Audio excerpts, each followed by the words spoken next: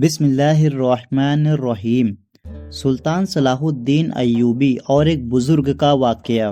ایک دن سلطان صلاح الدین ایوبی اپنے چند سپاہیوں کے ساتھ کسی ضروری کام کے لیے محل سے روانہ ہوئے۔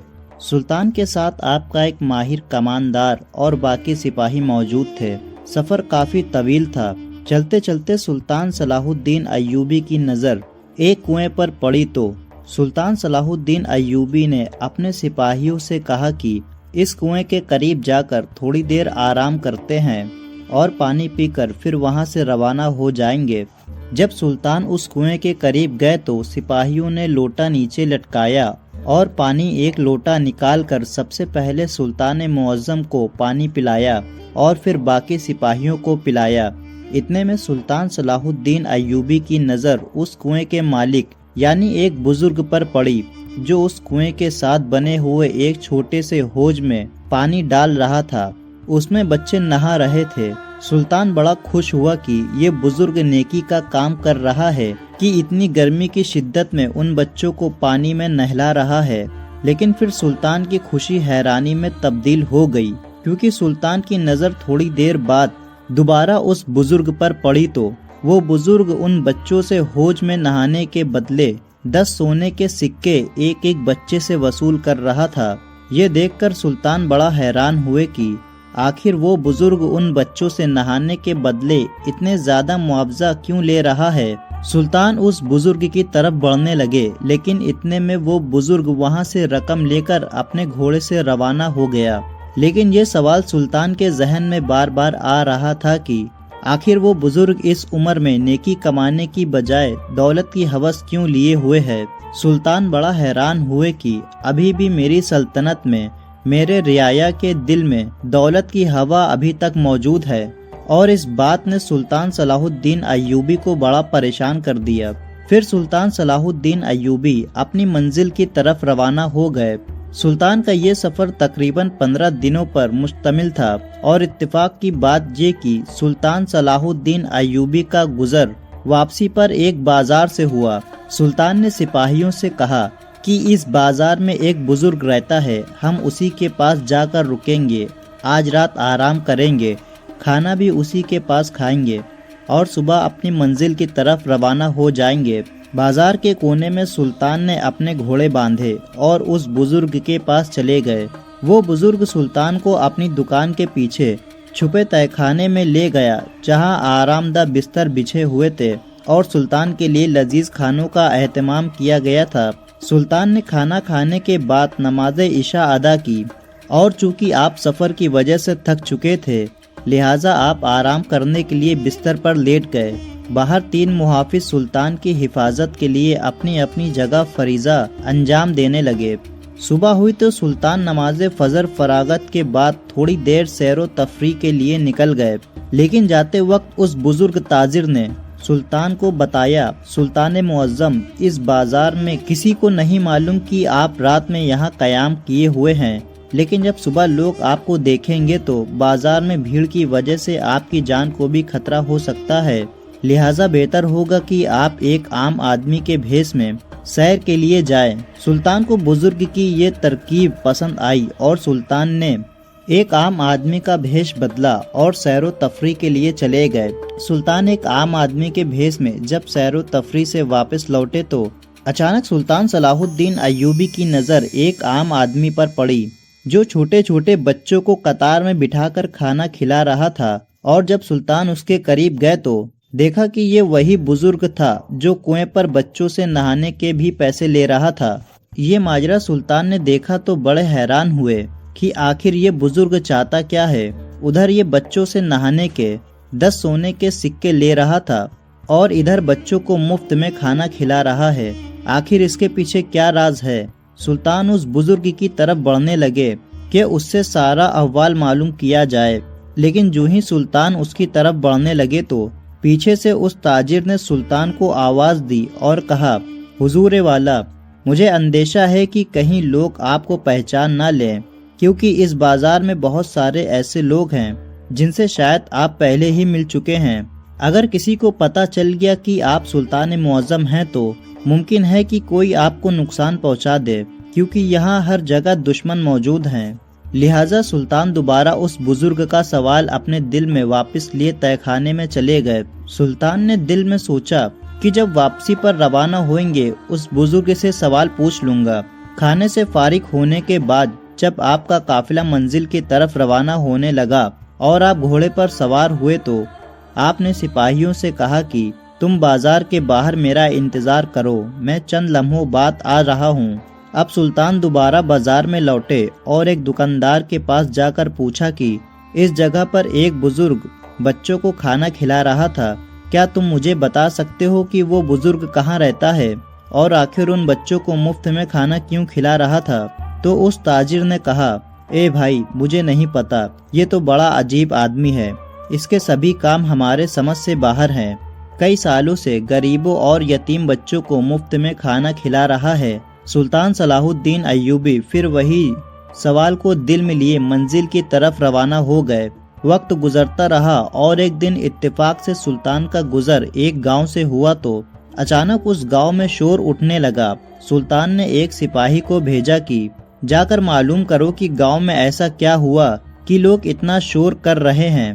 थोड़ी देर के बाद सिपाहियों ने आकर बताया कि हुजूर वाला, उस गांव के एक बड़े ताजिर के घर से बहुत सारा सोना चोरी हो गया है और चोर अभी अभी भागकर निकला है। गांव वाले उसके पीछे लगे हुए हैं। ये सुनते ही सुल्तान ने अपना घोड़ा दौड़ा दिया ताकि उस चोर को पकड़ सके। आपका कमानदार मना करता रहा कि हुजूर, आपकी जान को खतरा हो सकता है, आप उस भीड़ के अंदर ना जाए, लेकिन सुल्तान ने अपना घोड़ा दौड़ा दिया। काफी दूर जाकर बिला आखिर सुल्तान ने उस नकाब पोश चोर को एक जंगल के बीच में जाकर पकड़ लिया। चोर के पास घोड़ा काफी ताकतवर था, जिससे सुल्तान को उसे पकड़ने में बहुत वक्त लगा। सुल्तान ने चोर के मुंह से कपड़ा हटाया तो देखा कि ये तो वही बुजुर्ग था जो कुएं पर बच्चों से सिक्के ले रहा था और बाजार में बच्चों को मुफ्त में खाना खिला रहा था। और अब वही बुजुर्ग एक ताजिर के घर से सोना चोरी करके ले जा रहा था। सुल्तान ने ये मंजर देखा, बड़े हैरान परेशान हुए कि आखिर इस बुजुर्ग के पीछे क्या राज है कि इसके इलाके में जहाँ भी जाता हूँ हर बुराई के पीछे भी यही नजर आता है और हर अच्छाई के पीछे भी यही नजर आता है। आखिर ये बुजुर्ग है कौन? फिर सुल्तान ने उसकी गर्दन पर तलवार रखते हुए कहा कि तुम मुझे अब सच सच बता दो कि ये सब तुम क्या कर रहे हो और क्यों कर रहे हो।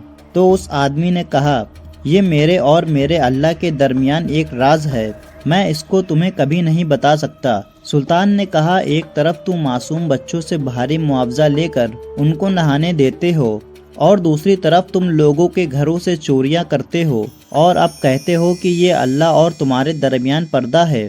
तेरी बात बिल्कुल समझ से बाहर है। सुल्तान अभी यही बात कर रहे थे कि अचानक से कहीं एक तीर आया और उस बुजुर्ग और सुल्तान के दरमियान से गुजरकर एक दरख्त पर लग गया। सुल्तान सलाहुद्दीन अय्यूबी का ध्यान जब उस तीर की तरफ से हटा तो बुजुर्ग फिर से भागा और घोड़े पर दौड़कर बैठकर वहां से भागने में कामयाब हो गया। सुल्तान सलाहुद्दीन अय्यूबी बड़ा हैरान थे कि कोई इत्तेफाक नहीं बल्कि इसके पीछे कोई जरूर राज है। सुल्तान सलाहुद्दीन अय्यूबी बड़ा हैरान थे कि कोई इत्तेफाक नहीं बल्कि इसके पीछे जरूर कोई राज है। मैं हर मर्तबा इसे पकड़ने की कोशिश करता हूँ और ये मुझसे भाग निकलता है। सुल्तान महल वापस आ गए और सोचने लगे, वो बुजुर्ग कोई आम इंसान नहीं, जरूर उसके पीछे कोई बहुत बड़ा राज है और जब तक मैं इस राज से पर्दा नहीं उठाऊंगा उस वक्त तक चैन से नहीं बैठूंगा। दूसरे दिन सुल्तान ने महल से घोड़े पर रवाना हुए और उस कुएं की तरफ चले गए। कुएं और महल के दरमियान फासला था और मुसलसल एक दिन के सफर के बाद सुल्तान वहां पहुंच गए। जब सुल्तान वहां पहुंचे तो देखा कि बुजुर्ग वहां मौजूद है। फिर से कुएं से पानी निकालकर हौज में डाल रहा है। बच्चे नहा रहे हैं और जब बच्चे जी भर के नहा लिए तो बुजुर्ग ने एक एक बच्चे से 10-10 सोने के सिक्के लेकर उनको जाने दिया। सुल्तान ये सारा मंजर छुपकर देख रहे थे। बुजुर्ग ने रकम एक थैली में डाली और घोड़े पर सवार हो गया। अब वो बुजुर्ग आगे आगे जा रहा था और सुल्तान सलाहुद्दीन अय्यूबी उसका पीछा कर रहे थे। चलते चलते वो बुजुर्ग एक जंगल के दरमियान पहुंच गया। सुल्तान बड़ा हैरान हुए कि ये जंगल के दरमियान क्या करने आया है। پھر سلطان نے سوچا کہ شاید یہ سونے کو اسی جنگل میں چھپاتا ہوگا، لیکن تھوڑی دیر میں سلطان نے دیکھا کہ اس آدمی نے ایک جگہ سے جھاڑیاں ہٹائی جن جھاڑیوں کے نیچے ایک سرنگ موجود تھی۔ وہ بزرگ اسی سرنگ کے اندر چلا گیا اور پھر سے سرنگ کا دروازہ بند کر دیا۔ وہ بزرگ سمجھا کہ شاید اسے کوئی نہیں دیکھ رہا، لیکن سلطان صلاح الدین ایوبی یہ سارا منظر دیکھ رہے تھے۔ اس کے بعد سلطان نے گھوڑے کو باندھا اور سرنگ کا دروازہ کھول کر سرنگ کے اندر چلے گئے۔ سلطان جس وقت سرنگ کے اندر داخل ہوئے تو اس وقت وہ بزرگ حساب لگا رہا تھا۔ اتنے میں سلطان اس کے سر پر پہنچ گئے اور کہا کہ اب میں تمہیں بھاگنے کی اجازت نہیں دوں گا، تم میرے سوالوں کے جواب دے دو تبھی تمہاری جان بخشوں گا۔ اس بزرگ نے کہا کہ یہ جان میری تھی ہی کب جسے کہ تم مجھے بخشو گے؟ یہ جان اللہ تعالیٰ نے دی ہے اور اسے لے گا بھی وہی۔ تم کون ہوتے ہو مجھ سے یہ جان لینے والے؟ یہ سن کر سلطان کو بڑی حیرانی ہوئی کہ اس بزرگ کو اللہ پر اتنا یقین ہے، اور پھر دوسری طرف ہر برائی کے پیچھے بھی یہی ہوتا ہے۔ پھر سلطان نے اس سے پوچھا کہ مجھے بتاؤ کہ تم کون ہو اور تمہارا مقصد کیا ہے؟ اس نے کہا کہ میں اللہ کا بندہ ہوں، میرا مقصد مظلوموں کی مدد کرنا ہے۔ سلطان نے کہا کہ تم اپنی باتیں واضح طور پر بتاؤ، تمہارے کردار کو دیکھتے ہوئے تمہاری یہ باتیں میری سمجھ سے باہر ہیں۔ اس بزرگ نے کہا تم بتاؤ تم کیا پوچھنا چاہتے ہو؟ تو سلطان نے اپنا تعارف کراتے ہوئے کہا کہ میں سلطان صلاح الدین ایوبی ہوں۔ یہ سنتے ہی وہ بزرگ کانپنے لگا اور کہا سلطان معظم آپ اور یہاں؟ سلطان نے کہا کہ میرا قافلہ ایک دن یہاں سے گزر رہا تھا تو ہم نے آپ کے کنویں سے پانی پیا تو آپ نے ہم سے پانی پینے کے بدلے میں ایک سکہ بھی نہیں لیا، جبکہ تم ان حوض میں نہانے والے بچوں سے 10 سکے لے رہے تھے۔ آخر اس کے پیچھے کیا راز ہے؟ اور پھر اس کے بعد تم بازار میں بچوں کو مفت کھانا کیوں کھلا رہے تھے؟ اور تیسری بات کہ تم نے اس گاؤں میں چوری کیوں کی؟ کیونکہ جس آدمی نے تمہاری گردن پر تلوار رکھی تھی وہ بھی میں ہی تھا۔ تو وہ بزرگ کہنے لگا سلطان معظم، چند سال پہلے اس بازار پر حملہ ہوا اور اس حملے کی وجہ سے بہت سارے تاجر مارے گئے۔ اس کے بعد جب دوسرے تاجروں نے یہ دیکھا کہ ان دکانوں کا کوئی وارث نہیں تو انہوں نے ان شہید تاجروں کی دکان پر قبضہ کر کے سارا مال اپنے قبضے میں لے لیا۔ اب ان تاجروں کے چھوٹے چھوٹے بچے اور بیویاں بھوک سے مر رہی تھی۔ جب میں نے یہ منظر دیکھا تو میرا دل بہت رنجیدہ ہوا۔ اس کے بعد میری دکان میں جتنا بھی منافع ہوتا میں ان یتیم بچوں کے کھانے پینے کا بندوبست کرتا، لیکن میری دکان چھوٹی تھی، اس سے اتنی آمدنی نہیں ہوتی تھی کہ ان سے ان تمام کا پیٹ بھر سکوں۔ میں اسی سوچ وچار میں گم تھا کہ ایک دن اسی کنویں پر جا پہنچا تو دیکھا کہ حوض میں بچے کنویں سے بامشکل پانی نکال کر اس میں ڈالتے ہیں اور پھر نہانے لگ جاتے ہیں۔ جب میں نے ان بچوں سے کہا کہ اگر میں تمہیں کنویں سے پانی نکال کر نہلاؤں تو تم اس کے بدلے مجھے کیا دے سکتے ہو؟ انہوں نے کہا تم جو چاہو گے تمہیں ملے گا، کیونکہ ہمارے بابا بہت اچھا کماتے ہیں۔ جب میں نے معلوم کیا تو مجھے پتا چلا کہ یہ بچے ان تمام تاجروں کے ہیں جنہوں نے ان شہید تاجروں کی دکان پر قبضہ کر رکھا ہے۔ پھر میں نے انہیں کہا کہ اگر تمہیں آج کے بعد اس حوض پر نہانا ہے تو تم میں سے ہر ایک بچے کو 10 سکے دینے ہوں گے۔ بچوں نے کہا ٹھیک ہے، اور اسی وجہ سے میں ان بچوں سے 10 سونے کے سکے لیتا ہوں۔ تو سلطان نے کہا کہ کیا تاجر چھوٹے چھوٹے بچوں کو صرف نہانے کے لیے اتنی رقم دیتے ہیں؟ بزرگ نے کہا کہ آپ کو شاید معلوم نہیں کہ بچوں کے نہانے کی وہ پسندیدہ جگہ ہے اور وہ بچے واجد اپنے اپنے گھروں سے سکے لے کر آتے ہیں۔ اس کے بعد وہاں سے جمع شدہ رقم لے کر سیدھا بازار جاتا ہوں، اس سے اناج اور کھانے پینے کی چیزیں خرید کر تھوڑا تھوڑا ان تاجروں کے گھر میں جا کر دے دیتا ہوں۔ اس کے بعد باقی جو یتیم بچے ہیں ان کو بازار میں ہی کھانا کھلاتا ہوں۔ سلطان نے کہا کہ یہ سب تو ٹھیک ہے، لیکن تم نے اس تاجر کے گھر میں چوری کیوں کی؟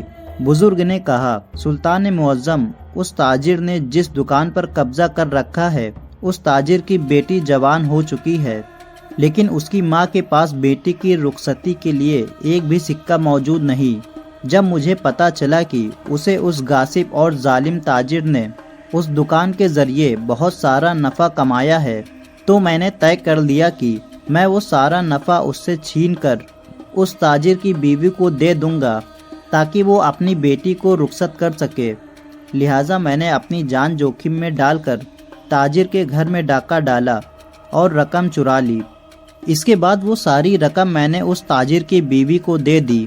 جب یہ بات سلطان نے سنی تو حیران ہونے کے ساتھ ساتھ بڑے خوش ہوئے اور کہا، میں تمہیں مجرم سمجھتا رہا لیکن حقیقت تو اللہ ہی جانتا ہے۔ شکر ہے رب کا کہ اس نے حقیقت سے پردہ اٹھا دیا۔ پھر آگے فرمایا، اگرچہ تمہارا مقصد صحیح تھا لیکن جو طریقہ تم نے اختیار کیا وہ غلط ہے۔ اگر تم اس بات کی شکایت سلطان کی عدالت میں لے کر آتے تو تمہیں ضرور انصاف ملتا اور میں ان تاجروں سے دکانیں لے کر ان کی حقداروں کو ضرور دلواتا۔ بزرگ نے کہا، سلطان معظم، آپ تک پہنچتے پہنچتے ادھر تاجروں کے بچے بھوک سے مر جاتے تو پھر آپ کے پاس آنے کا کیا فائدہ ہوتا؟ اس کے بعد سلطان نے کہا کہ آج کے بعد کوئی بھی بھوکا نہیں سوئے گا۔ اس کے بعد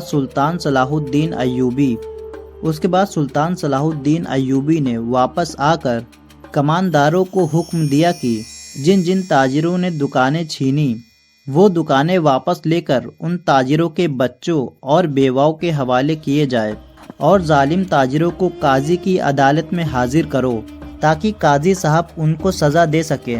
اور اس طرح سلطان نے اس بزرگ کا شاہی خزانے سے چندہ لگا دیا تاکہ وہ ہر جگہ غریب بچوں کو کھانا کھلا سکے۔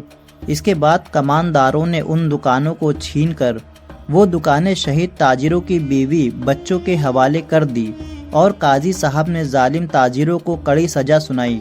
اس طرح سلطان کی کوششوں کی وجہ سے ظلم کا خاتمہ ہو گیا، انصاف کی بنیاد رکھی گئی اور ساری زندگی سلطان کا مقصد صرف انصاف قائم کرنا تھا۔ اور اس مشکل سفر میں سلطان نے اللہ کی مدد سے کامیابی حاصل کی۔ اللہ تعالیٰ سے دعا ہے کہ اللہ پاک ہم سب کو نیک عمل کرنے کی توفیق عطا فرمائے، آمین۔